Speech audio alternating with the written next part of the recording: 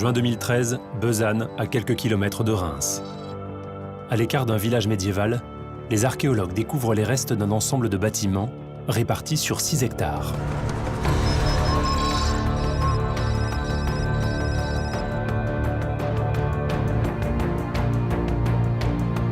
Les experts vont tenter de répondre à 3 questions. Qui étaient les habitants de ce lieu? Quelles activités pratiquaient-ils? Que nous révèle cette découverte sur le milieu rural au Moyen-Âge? Nous appellerons cette affaire le hameau retrouvé.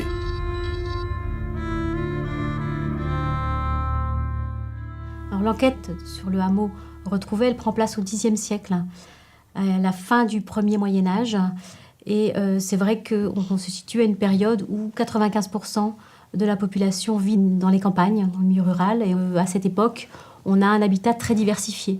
C'est-à-dire qu'on peut avoir une ferme, on peut avoir un hameau, on peut avoir un groupe de plusieurs fermes. Et dans le cas présent, vu l'étendue et vu le nombre de bâtiments, il est important de pouvoir comprendre s'il s'agit d'une seule famille ou d'un groupe de plusieurs familles.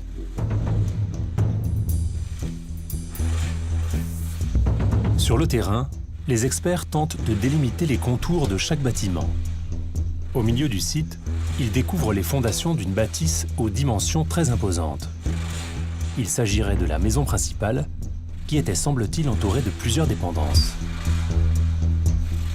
On a donc le grand bâtiment là, qui se développe lui, sur 600 mètres carrés, au sein duquel on a mis en évidence plusieurs pièces. Et on a 2 salles de cheminée qui ont été mises en évidence.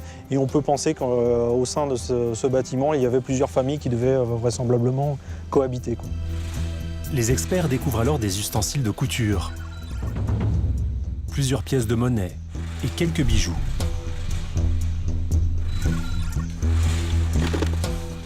Les lieux appartenaient certainement à une famille aisée, peut-être entourée de plusieurs employés domestiques. On a mis en évidence sur à peu près 1 hectare une activité agricole qui est marquée par des fosses linéaires de plantation qu'on pourrait attribuer vraisemblablement à de la vigne. En tout cas, on sait que pour la période médiévale, on a beaucoup de vignes sur Besanne. Alors, on a également d'autres indices qui se situent aussi sur le même espace en culture, qu'on pourrait attribuer à des petits arbres, des systèmes de plantation de type verger. Alors, il est intéressant maintenant d'orienter l'enquête davantage vers l'élevage. D'une part, pour connaître le type d'animaux qui étaient présents sur ce site, qui étaient à la fois élevés et consommés, mais aussi leurs proportions, puisque l'archéologie nous montre que dans certaines régions, on pouvait avoir des spécialisations, soit dans certaines cultures, soit au contraire dans la pratique de l'élevage. Des prélèvements de terre sont effectués à l'intérieur des dépendances. Objectif, tenter d'y déceler les traces d'une ancienne présence animale. Au laboratoire, quelques gouttes d'un réactif sont déposées sur chaque échantillon. Ce produit a la propriété de changer de couleur en présence de phosphore, un composé chimique que l'on retrouve en grande quantité dans les os et les excréments d'animaux.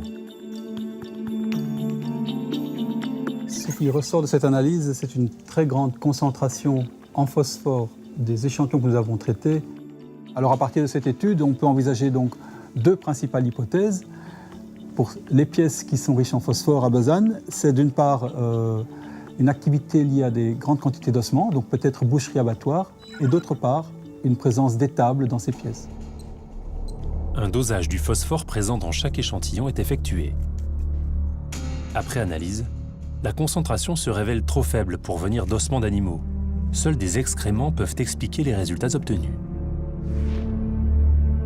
Les dépendances de la ferme n'étaient donc ni des abattoirs ni des sites de boucherie, mais très certainement des étables ou des écuries.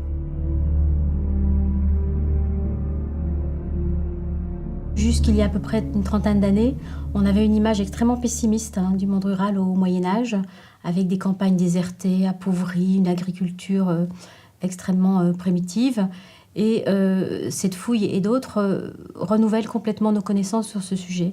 On remarque que finalement, à cette période, on avait une agriculture très dynamique, une très bonne adaptabilité au sol, c'est-à-dire qu'on a une bonne connaissance des sols et donc on ne plante pas, on ne sème pas n'importe quel type de céréales n'importe où. On n'a pas un seul modèle de ferme avec le seigneur et les dépendances, mais on a la coexistence de petites fermes, de petites exploitations, de très grandes exploitations rurales, de hameaux, voire de villages ou d'habitats groupés autour d'une église, c'est-à-dire qu'on est devant quelque chose de beaucoup plus diversifié et surtout des campagnes structurées, organisées, très riches et très productives. Ainsi se termine l'affaire du hameau retrouvé. Mais d'autres fouilles, d'autres enquêtes attendent encore les experts du passé.